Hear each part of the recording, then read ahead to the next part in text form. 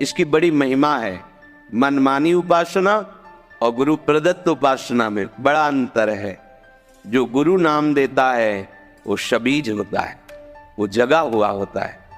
अगर आपके घर में लड्डू गोपाल हैं तो हमें उनकी सेवा किस तरह करनी चाहिए और इसके साथ ही हमें किस तरह साधु सत्कार करना चाहिए जिससे कि हमारी लड्डू गोपाल जी की सेवा फलीभूत हो सके, ये सब नियम और उपाय श्री गुरु जी ने इस प्रवचन में बताए हैं।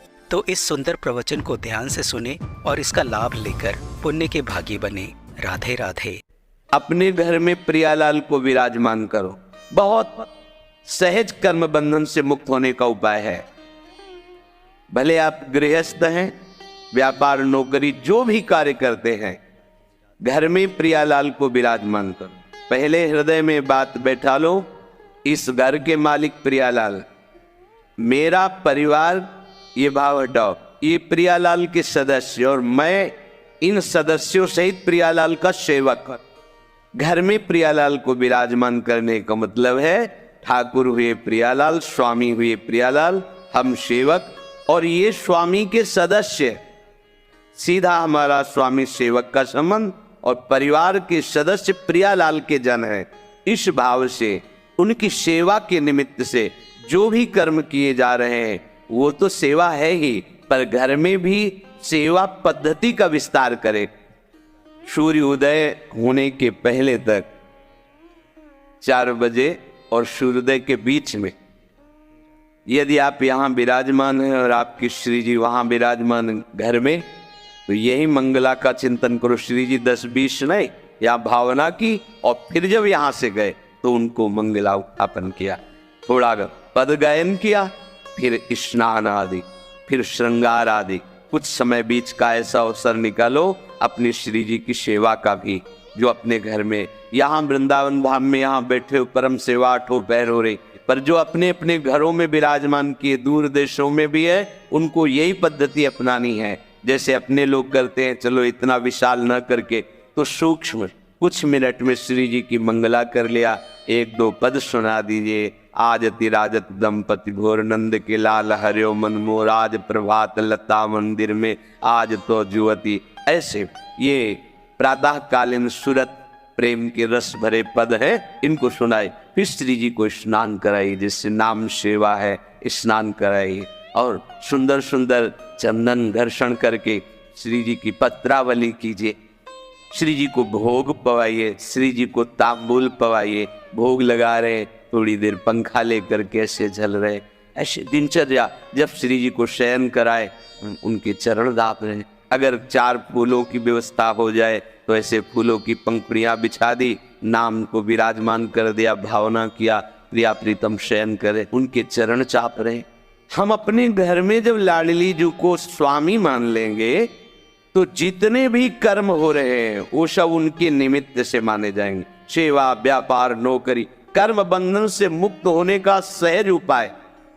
अपने घर में जो ठाकुर विराजमान है उनको मालिक मानिए। अगर आप नौकरी करते हैं तो महीने में जो पेमेंट आती है वो पहले उनके सामने रखिए। ये महीने भर की सेवा का, हाँ बिल्कुल, सुबह जाइए, शाम के आइए, प्रणाम कीजिए। इतनी देर आपकी सेवा के निमित्त से जो कर्म हुए, हे लाडली लाल आपके चरणों में समर्पित। प्रतिपल आप देखना, कोई भी विघ्न ऐसी उपासना करने वालों के यहाँ अपना अधिकार नहीं कर सकता। बुरा प्रारब्ध भी अधिकार नहीं जमा सकता, क्योंकि वो घर लाडली लाल का है। देखो पूरी लंका जल गई, विभीषण का घर झुलसा भी नहीं। क्यों? क्योंकि उसमें प्रभु का नाम विराजमान। दीवालों में नाम अंकित किए हुए, उनमें प्रभु का भक्त रहता है। जहाँ नाम कीर्तन होता है, नाम कीर्तन का बड़ा प्रभाव है। सबको अपने घर में नाम कीर्तन करना चाहिए, बहुत मंगल होगा, बहुत मंगल। 10 मिनट ही सही, परिवार के 4 सदस्य बैठकर यदि नाम कीर्तन करोगे तो परिणाम देख लेना। हमारे जो वो कर्म हमें नष्ट करने के लिए तैयार बैठे हैं, उनको नाम कीर्तन रूपी महान कर्म नष्ट कर देगा। इसमें बहुत सूक्ष्मता से देखा जाता है। जैसे गृहस्थ में अतिथि सत्कार, साधु सत्कार की बड़ी महिमा है, करना ही चाहिए। यदि आप गृहस्थ हैं, आपके घर के दरवाजे पर कोई भिक्षुक आता है तो आप उसकी अवहेलना नहीं कर सकते। ए चल, ऐसा नहीं। अगर ऐसा किया तो उसके जितने दुष्कृत है वो सब वही छूट जाएंगे। शास्त्रीय सिद्धांत है। मृदु वचन बोले, राधे श्याम, कहिए क्या आज्ञा है। अब वो जो मांग रहा है, अगर आपके पास सामर्थ्य है तो दे दीजिए, नहीं दैन्य होकर उत्तर दीजिए, राधे श्याम हमारी सामर्थ्य नहीं है, आप पधारिए, आगे कहीं मांग लीजिए। ऐसा आप वहां गलत भावना करके ए भिखारी है चल भाग यहां से, बिल्कुल ऐसा नहीं, बिल्कुल ऐसा नहीं। गृहस्थ धर्म में सबसे बड़ी सावधानी अतिथि सत्कार है। कोई भी, भले कोई पाखंडी आया है, आप दरवाजा मत खोलिए, पर बाहर से राधे श्याम, वो कुछ भी बोल रहा है, हाँ हम तुम्हें 2 रोटी दे सकते हैं, अगर आप नहीं तो हमारे पास आगे धन की व्यवस्था या और जो आप मांग कर रहे हैं हम नहीं दे पाएंगे, आप जल पी लीजिए, आप रोटी ले लीजिए। वो भी घर में जब कोई पुरुष सदस्य हो तो गेट खोलिए, नहीं तो ऐसी व्यवस्था रखिए कि गेट के अंदर से ही दे दीजिए। सावधानी, समय का जैसा स्वरूप होता है वैसी ही मर्यादा कर रखनी चाहिए। दूसरी बात, जैसे कोई संत आया है, आप जिसका परिचय भी जानते हैं, आप आदर पूर्वक उससे बैठाला, मृदु शब्दों का प्रयोग किया और 4 लोगों को बताते कि हमारे घर में संत आते हैं तो हम ऐसा ऐसा ऐसा करते हैं, उससे आपके अभिमान को सुख मिलता है। अब ये कर्म कल्याणकारक नहीं रहा, ये बंधनकारक बन गया। ध्यान दीजिए, जो हम 4 लोगों से कहकर बड़ाई पाने की इच्छा से अपने कर्मों को प्रकाशित करते हैं तो बड़ा सात्विक कर्म किया हुआ भी वो बंधनकारक बन जाता है और प्रायः अहंकारी पचने नहीं देता। हम वृंदावन में गए थे, इतने का भोग लगाया था, इतना बिहारी जी को भोग लगाया, इतने संतों को पवाया, ऐसा किया वैसा, ये अहंकार का पोषण हो रहा है। अब वही कर्म तुम्हारे बंधन, शुभ बंधन जैसे अशुभ बंधन ऐसे शुभ बंधन कारक बन गया। तो इसमें जो सम्मान की, स्वार्थ की, अहंकार की भावना से कर्म किया जाता है वो यज्ञार्थ कर्म नहीं होता, चाहे जितना बड़ा कर्म हो। आपके पास जो भी सामग्री हुई भगवत प्रदत्त है, भगवान कह रहे यदि तुमने उस सामग्री में हिस्सा नहीं लगाया तो यो भुंगते स्तेन एव शाह, वो चोर है, उसे मैं दंड देता हूं। ये मत समझो कि तुम्हें जो सामग्री मिली केवल आपकी ही है। जब रसोई में अन्न बनता, 1 रोटी पहले गौग्रास बनती थी, अब कुत्ता ग्रास बनता होगा, गौग्रास तो बनता नहीं। कैसे गौ है नहीं तो ग्रास कहां पाओगे, कहां गौ है। कैसा कलयुग का, जहां गाय मूत्र त्याग करती थी वो तीर्थों के समान पवित्र स्थान हो जाता था।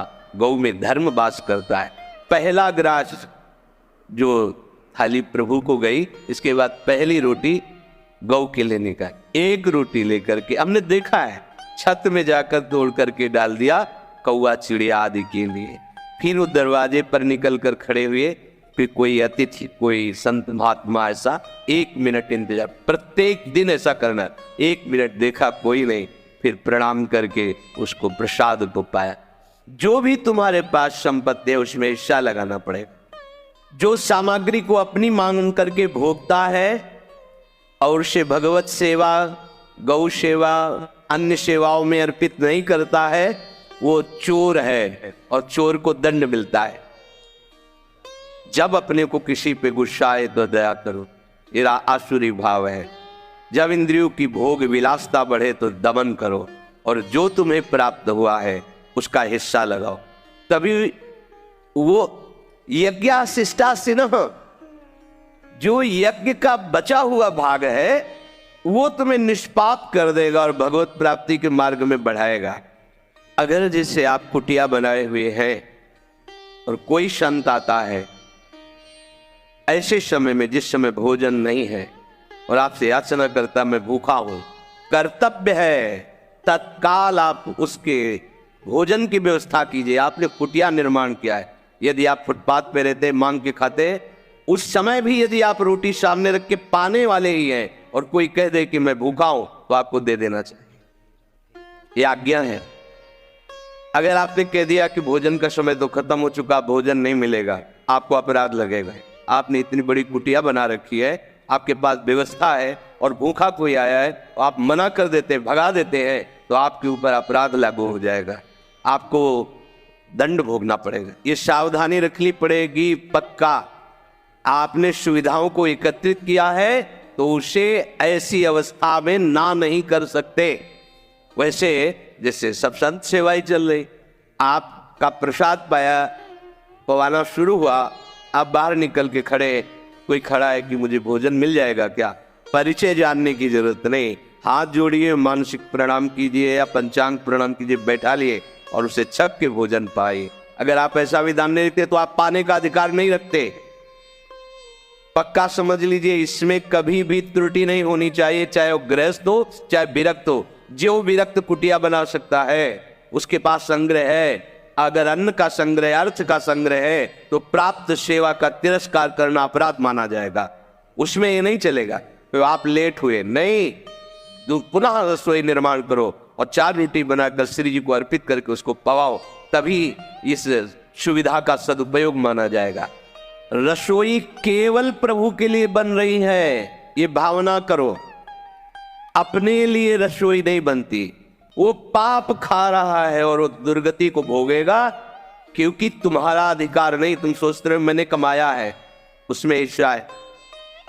यज्ञ शेष का जो प्रसाद पाते हैं वो संपूर्ण पापों से मुक्त हो जाते हैं, परंतु जो केवल अपने लिए पकाता है, अपने लिए सब कर्म करता है, वो पापी लोग पाप का भक्षण करते हैं।